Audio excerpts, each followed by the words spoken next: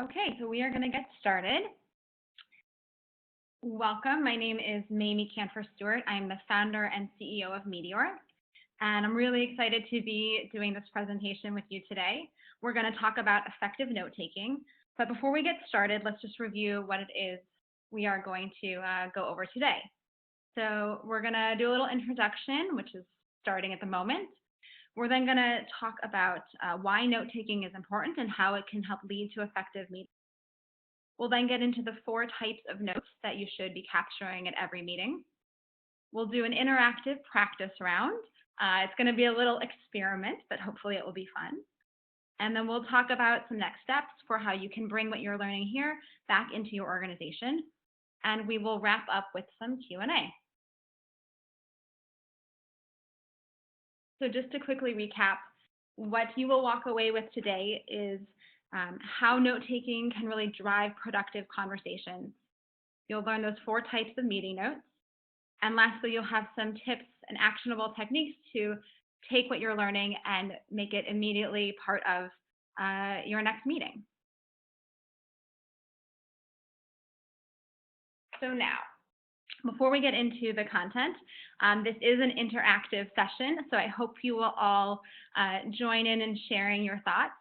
There should be a little green icon at the top of your screen in the webinar bar that looks like a little chat, and that should open up a chat box for you where you can send a message to the host. It should say my name, I think it should say my name and the host, and that is where you can type in a message to me. So there will be a few places where I'll ask questions, and I'd love for you to share your answers. There will also be some places where you have a chance to share your own experience, and I hope you will do that. And again, if you have any questions along the way, you can chat those questions to me at the host, and I will attempt to address them.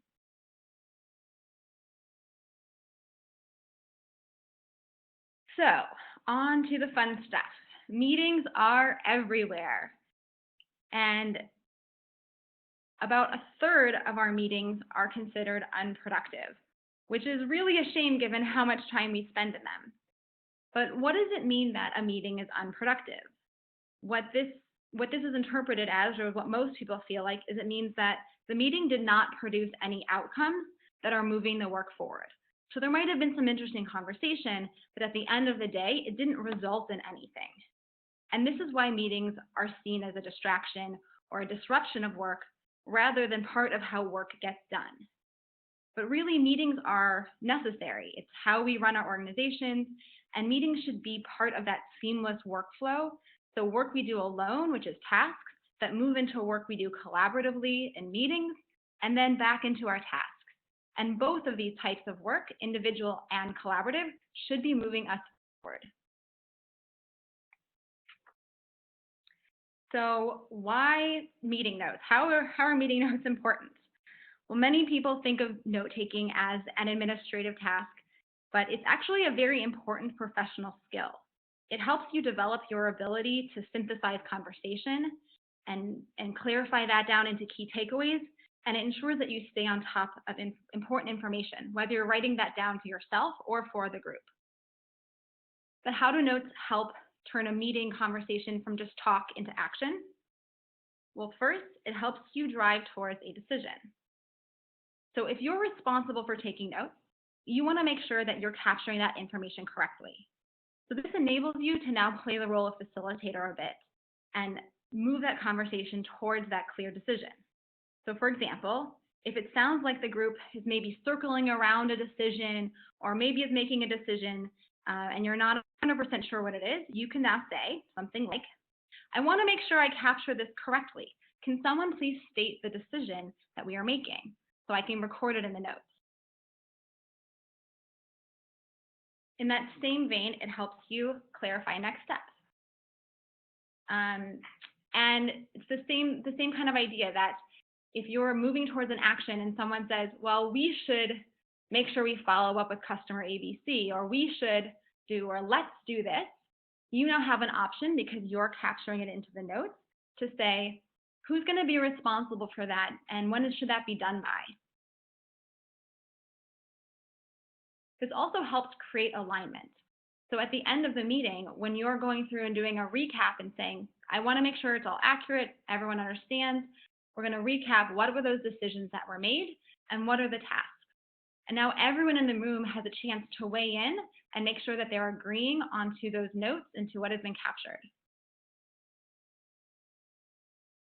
Now, these notes can also help keep others informed.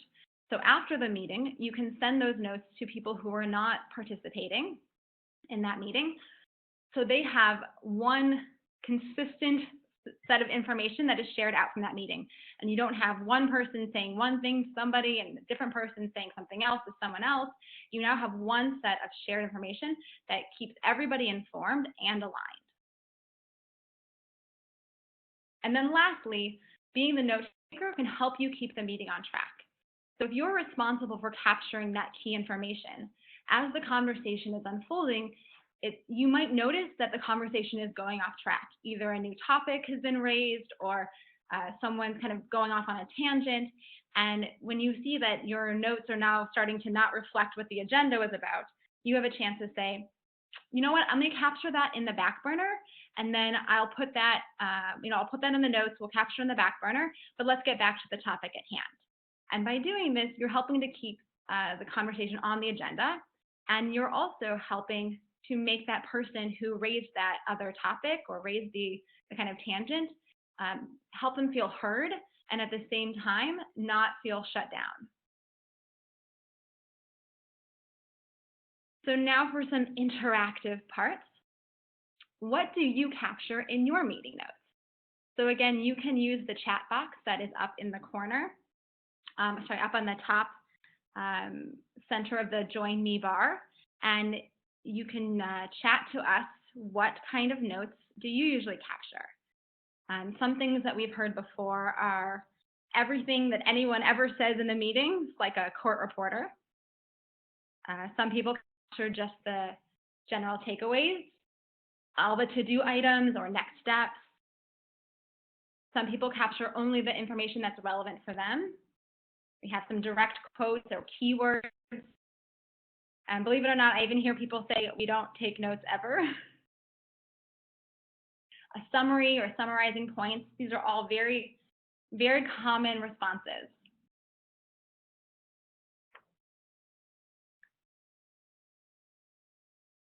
So at Meeteor, we recommend a specific style of note-taking that consists of 4 notes: general notes, learnings, decisions, and tasks. And we're going to walk through each of these right now. So first up are notes. So we actually tried not to have notes in our first iteration of this product, but we got feedback from our customers that said, where do I put all of my notes? We said, what do you mean? You don't need to capture that information. And they said, yes, we do. It's helpful to have context. So we said, aha, all right, we're learning. So the first type of note is a general note, which is really just contextual information. It doesn't necessarily have any value going forward other than providing that historical context. So if you're looking back at your notes, you could see a little bit more of the conversation. Some teams don't take these kinds of general notes at all. They just capture those key takeaways. But other teams really like to have more of a summary of the conversation. And notes is a good tool for capturing that kind of summary information. So we have an example here, and this example is going to flow through all of the notes that we're going to look at here. So we're imagining that it's a meeting on the blog or the newsletter that your organization has, and they're doing a little reflection on kind of what's going on in the past month. And an example of it, just a general note, was that we had 20 subscribers this month. We usually have 40, and we think it's because only 2 articles were shared instead of our normal 4. So, okay, that's some context. Nothing super exciting about it, but it's information that you might want to capture in your note-taking summary. So the second kind of note is a learning. Learnings are big ideas, insights, critical information. It's the important stuff that you want other people to really call out as a highlight or be able to quickly access in the future. So for example, with our blog meeting or our newsletter meeting, we're going to continue with that example, that the blog subscriptions seem to be correlated to the amount of content we produce. So every new email or every new post we have tends to result in about 10 new subscribers. So that was what their takeaway from that conversation they had about how many posts did they write and how many subscribers do they had. So this was the insight that they gathered out of that contextual information. The third kind of note are decisions. So decisions are pretty clear. They're agreements, and we really recommend that you also include an explanation or a rationale. Why is it that you're making this decision? And this is really helpful for down the road when you can't remember why you made a decision, or for someone who's not in the meeting and they want to make sure that they understand how you came to that decision. So you capture both what the decision is and the rationale. So again, in our example, we are deciding as a team that we're always going to send 4 blog articles, regardless of holiday schedules or vacations or any other kinds of reasons. We're going to make sure that we're always on 4 articles a month. The reason is because we can't afford to lose those opportunities to gain subscribers, and we've built up a readership that expects that they're getting an article every week.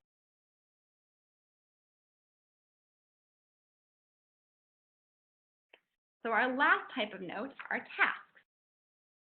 Pretty common. Action items with an owner and a due date. And those second pieces are really, really important. Again, I had mentioned before that a lot of team conversations have, let's do this, or we'll do that, or someone can do that, or we should. And capturing that owner and that due date in the meeting will really help create accountability and follow through. So from our example again, what we're going to do now, our action is to develop an alternative plan so that we make sure our blog content is created even if it's a holiday week or the blog staff are on vacation. And I'm going to be responsible for it, and we have a due date. And now the other way you can use a task is as a back burner. And I mentioned this before in terms of helping to facilitate the conversation. So if you're capturing action items, a very particular type of action item is a back burner item. Some people call it a parking lot. There are a number of different terms, but the basic concept is that you capture an action item to follow up on a topic later. So you can write that item down and say, okay, we're going to continue this conversation. For example, maybe somebody says, oh, you know what we should do is we should have webinars. If we do webinars, that will also help increase our blog subscriptions. Great idea, not for this conversation. Probably needs a lot of discussion, maybe some research. So let's not get into that right now. I'm going to capture it as an action item to consider webinars as a potential growth strategy for our blog. I'm going to assign it to the person who raised the issue, and they'll be responsible for bringing that up into a future conversation or doing the research or scheduling a meeting to follow up on that item.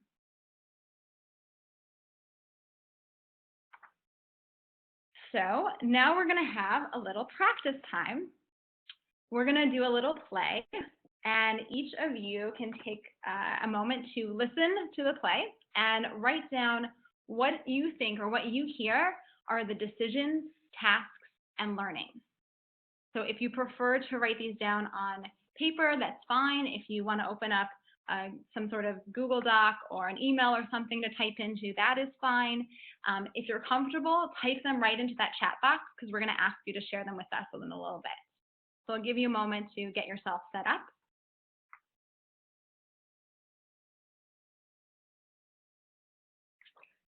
And we have 3 characters in our play.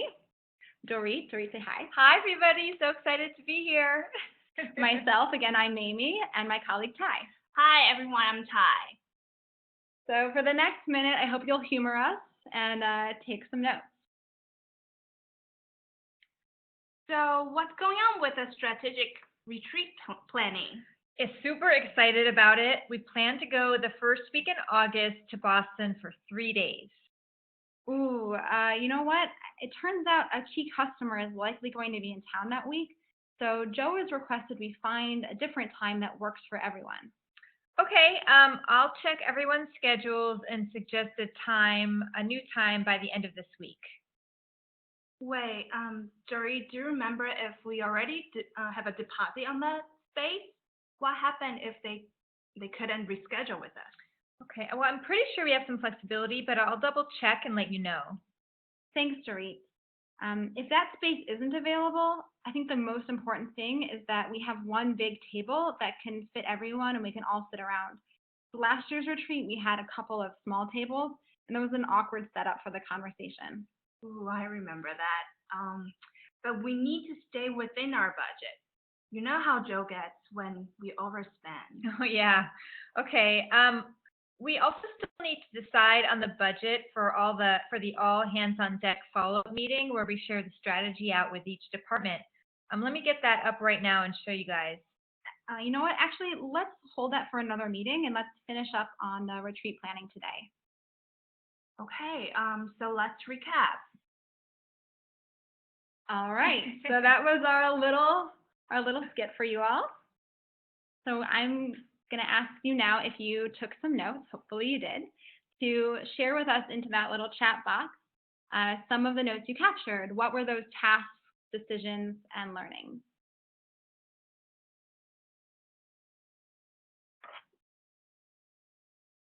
And thank you to my colleagues for participating.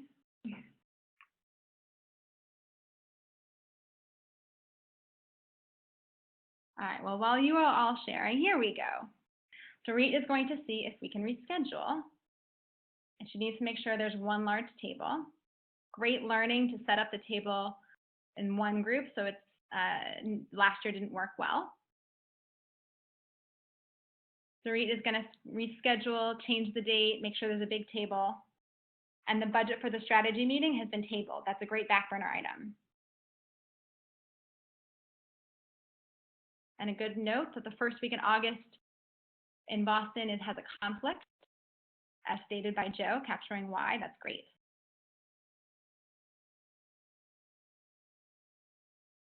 So now I'm going to switch over and show you the notes that we would have taken, or that we did take with ahead.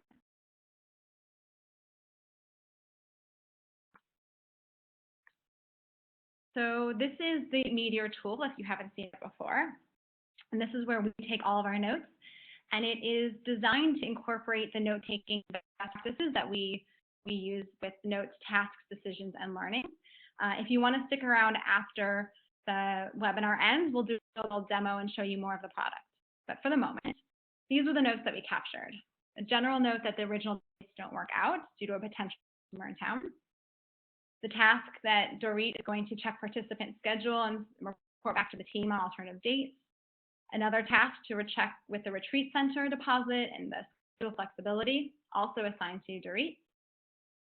We have a learning that we need a meeting room with one big table to fit everyone because last year's small tables didn't work.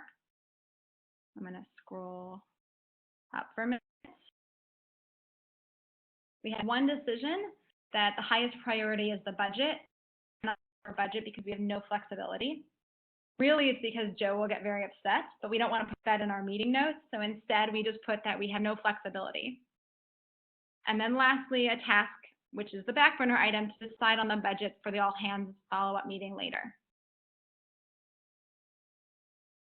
Now I'm going to switch back to our presentation.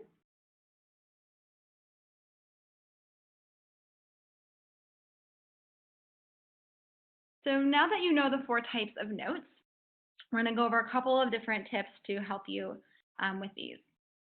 The first is to do a meeting wrap-up. As I mentioned before, it's part of creating that alignment and accountability with the whole team.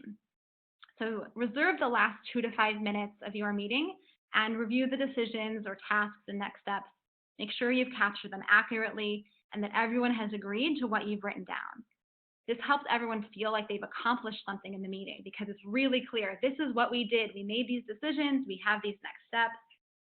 And it also, again, creates that accountability because everyone has agreed to these outcomes. So a week later or a couple of days later, if someone says, oh, I didn't know that I was supposed to do A, B, and C, you have a record that they agreed to. It wasn't just your notes that you took that you shared, but actually the team's notes that everyone had agreed to. Secondly, is to share the notes at least 24 hours after the meeting. Personally, I really love getting meeting summary for meetings, especially for meetings I didn't attend. With my team now, they often have meetings where I weigh in ahead of time and then they send me the notes afterwards so I can stay in the loop, and it gives me a chance to weigh in after if I see anything that doesn't quite feel right. So maybe they made a decision and I really need to understand it better, or it's not, maybe I disagree with it and I want to kind of quickly to redirect before they get too far into that work. This also helps having fewer people attend your meetings, because now you don't have to be in the meeting in order to stay informed. And we are writing a blog post this week coming out today that is all about how to engage with meetings when you don't have to be there. So if you're not a subscriber to our blog, you can do that on our website, and we'll send the article as well as a follow-up to this webinar, so you can all check that out. The third is to reference your previous notes.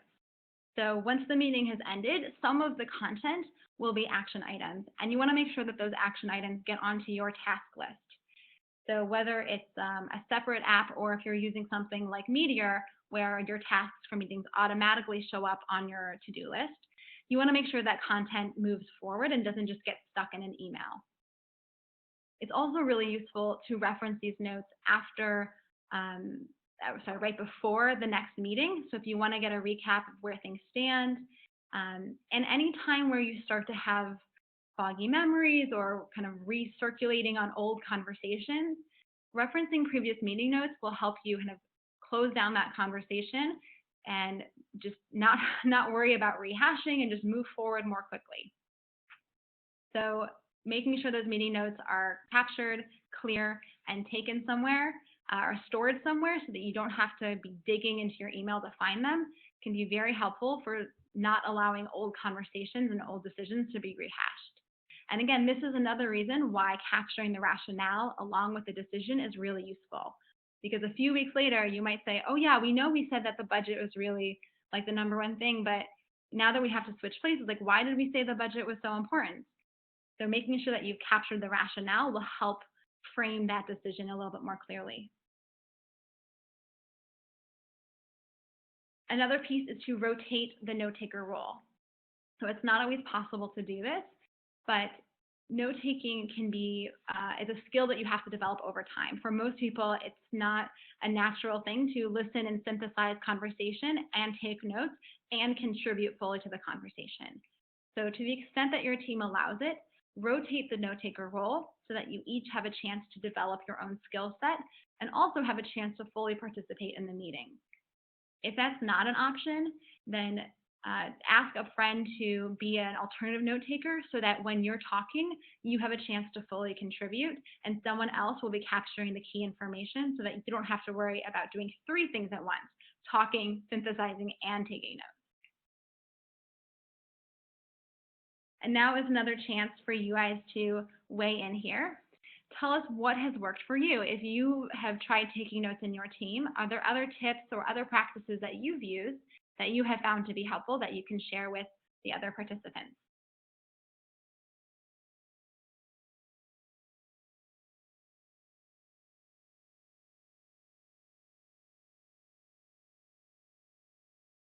I'll give you a moment to do some typing.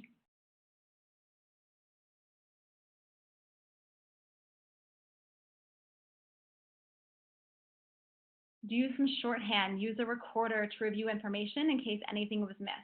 That's a great practice. If it's really important to have highly accurate a recording, then using a recording device is great. Make sure that people know that you're recording and get their permission first. Draw a small box around action items, check them off as they get done. Fantastic. I often put little stars by learning. Sometimes I take notes by hand, so putting a star by a learning and a big D by a decision, making sure that I've clarified in my own notes which they are. And Elsa has added, add a Q as shorthand for all questions that need to be answered. Fantastic. So thank you, Sylvie and Dana and Elsa and everyone else who has shared your thoughts here. This is wonderful.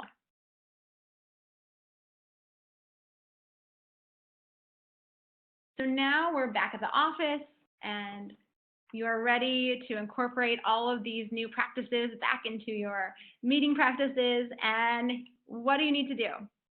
So a couple things to help you think about how to get started. The first is to decide which team, project, or meeting you want to try these out with first. And make a commitment to yourself, make a commitment to your team. We recommend that you try it with at least 3 meetings because it does take some time to kind of use a new format for note-taking and really start to get comfortable with that style. The second is, what tools are you going to use?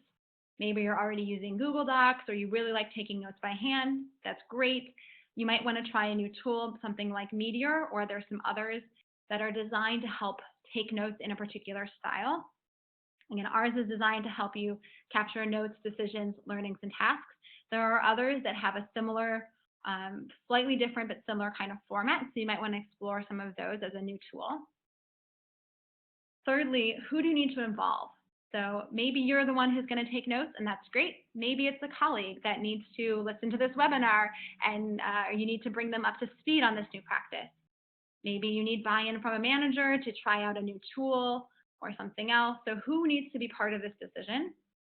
And then lastly, how will you get them on board? So sharing a webinar link, showing them a new tool you want to use, etc. As part of our thank you for joining us for our very first webinar, we would like to offer everyone a 15-minute free consultation. So if you have questions about how to bring these practices in your team, or you have a particular situation that is maybe a little bit challenging, we are happy to jump on a call with you and talk through your situation and share our thoughts and help make you successful when you bring these practices into your team. So that is the end of our webinar, the information sharing point. So now if you have any questions, we would be happy to address them.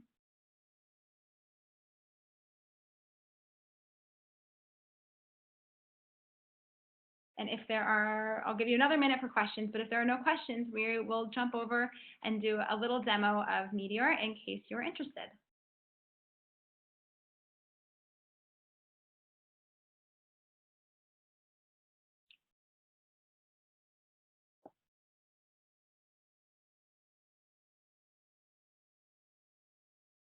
Wonderful, yes. We are going to share the PowerPoint. We're going to share the recording. We will also send out the blog article we mentioned about not having to go to every meeting, but still to stay informed. So you'll get all of that as a follow-up.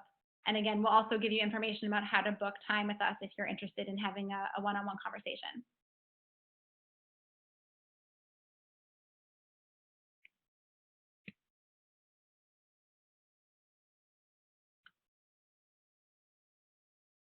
So if you're still on the line, I assume that means that you want to check out the Meeteor software. So we're going to do a little look through this. So as you can see, we already looked at the note-taking portion, but I'll go back a step and give you a quick overview.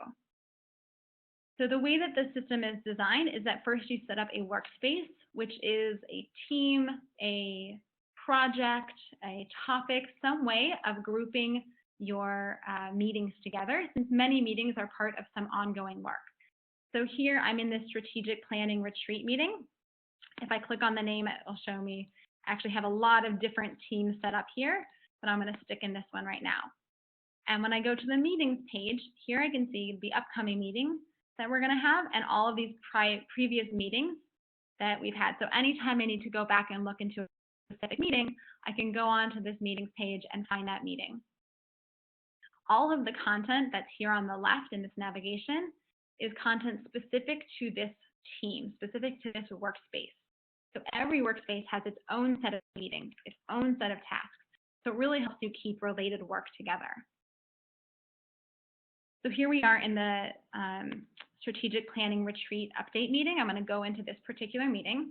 And first is the agenda. So all of this is optional. If you just want to take notes in the system, you can. You just set the meeting name and jump right into taking notes.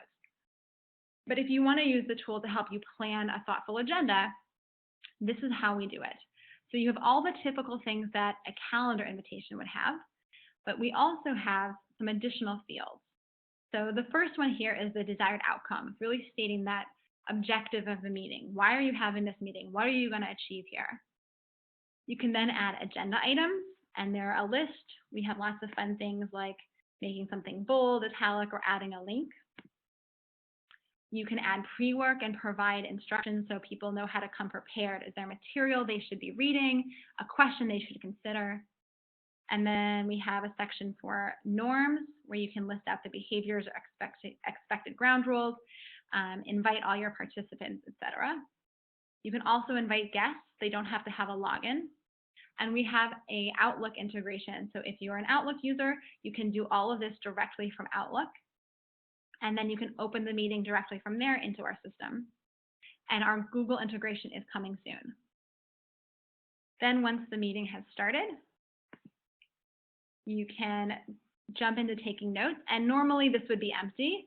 And you'd see this little add a note, task, decision, or learning. And when you click on that, it opens up a new field. And as you can see, the 4 types of notes are listed right here, and you can switch between them. So if I wanted to add another task, I just click on the T, and now I can add another task. So I'll just type a new task for Mamie. And that's not my name, but that's okay. I can put this onto our work plan on the tasks in a specific place. So I'm going to put this one in the Space Retreat Center section, and I'm going to assign it to my colleague Dorit, and I'm going to give it a due date. So all of our content is being captured here in the notes. I can create as many notes as I want. And at any point, I can also switch over and see a summary. So the summary now gives me all of the highlights from the meeting. So what was the outcome in the agenda? Make sure that we're on track with achieving those. And I also see all of our notes that are in order now by the type of note that they are, which is really useful for that checkout at the end of the meeting when you want to do that quick wrap up and make sure that you capture the information accurately. Instead of having to scroll through all your notes and look where are all the tasks, you go to the summary page and now you get a quick review. So here's the 4 tasks that we created. I can also see the 1 decision that we captured. And typically we don't recommend you go over learnings and notes. They're just there as background information. But if you wanted to, you could. Then at the end of the meeting, we have a send summary button up here. And that sends out a summary to everyone who participated in the meeting. They get a capture or a recap of all of this information in the same structure here. And again, this is what I get when my team meets without me. And it's wonderful because I can see right in the email, what are those next steps in the tasks and what are the decisions? And I don't have to search through some just general notes to figure out what was important. Now, the best thing about this beyond the meeting itself is how it helps with follow through. So after the meeting, all of your content from your meeting ends up in its natural home. So all of those tasks are also going to be here on this task page. So remember, we have 4 different tasks, and we'll just look at this first one here, check participant schedule for alternative dates and report back to the team. And that one's in the agenda planning section. So when I go over to the task page, I can look down and find that agenda planning section. That's where we were, right? Oh, why is it not here?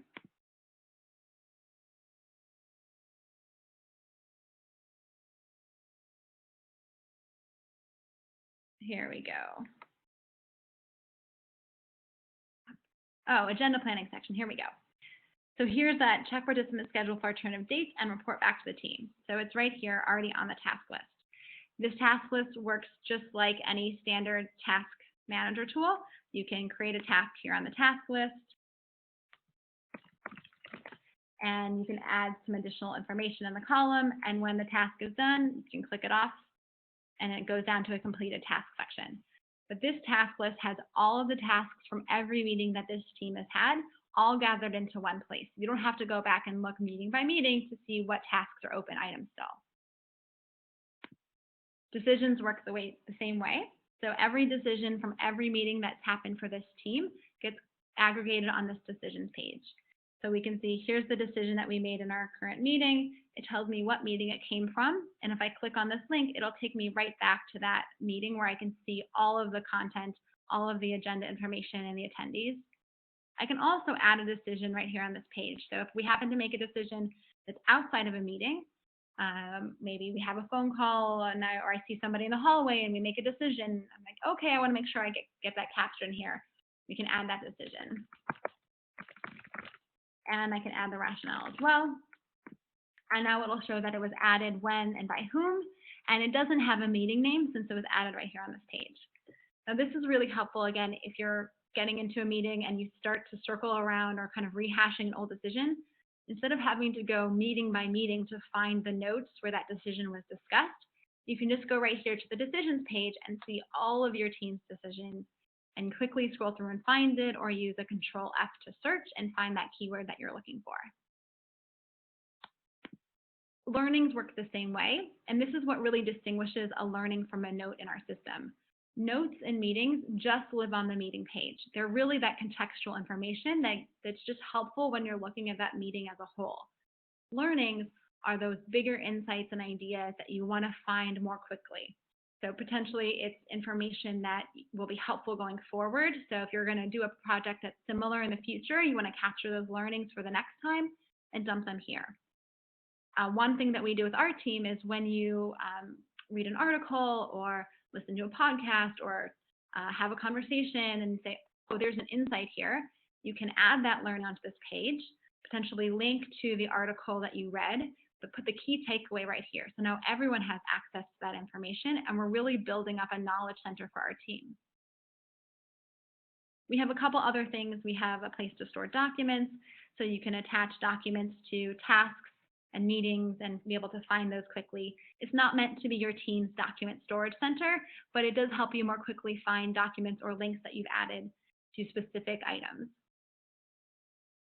And then the very last thing I'll mention is that in addition to having all of your different workspaces, including private ones that are only accessible to the members of that workspace, whereas public ones are open to anyone who has a login in your organization, we also have something called My Work. And so each workspace, again, has content related only to that workspace. My Work gives you a view for yourself. So these are all of my meetings that I'm invited to, regardless of what workspace they belong to. So here I can see all of my previous meetings and which workspace they belong to. Again, I can manage all of my tasks here on this My Tasks page. So that is a quick overview. If you have any questions, you can chat them at me, or I'd be happy to set up a time to do a demo. We'll also include that in the follow-up email, so you can schedule a time and we will do a further walkthrough with you or your team, or answer any questions that you have about how Meeteor might work for your organization.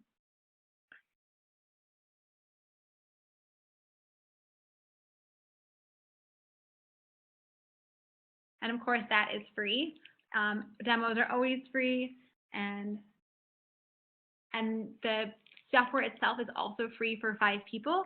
So you can use it by yourself, you can use it with your team, and once you hit person number 6, it's $5 per person per month. So for the price of a cup of coffee, you can save yourself many hours of unproductive meetings. Okay, some questions. How do people join as the meeting as guests? So in a meeting, you can invite someone as a guest, which means that they are going to receive the agenda and calendar invitation by email, the same way they'd receive a calendar invitation from Outlook or Google or any other kind of calendar invite. And after the meeting, they'll receive the summary. During the meeting, they don't join in any particular way. They don't have access to the system, so they don't get to log in and view the live notes. If you wanted to share the notes as you're taking them with guests, you would have to use a screen share system like Join Me or WebEx or something else, where you could share your screen and they could follow along. But otherwise, you would just normally use whatever screen share or system that you would use for a call. And we don't do any of the logistics side. We just do the meeting content.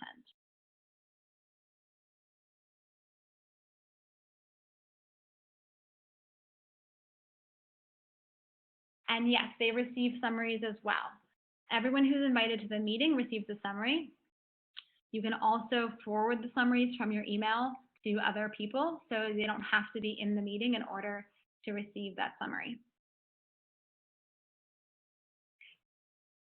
If you have more questions about guests and whether this works for consultants and external clients, we are happy to talk through more of that if you want to set up a time to talk, and we can talk about some of the other teams who are using it and how they're using it with guests.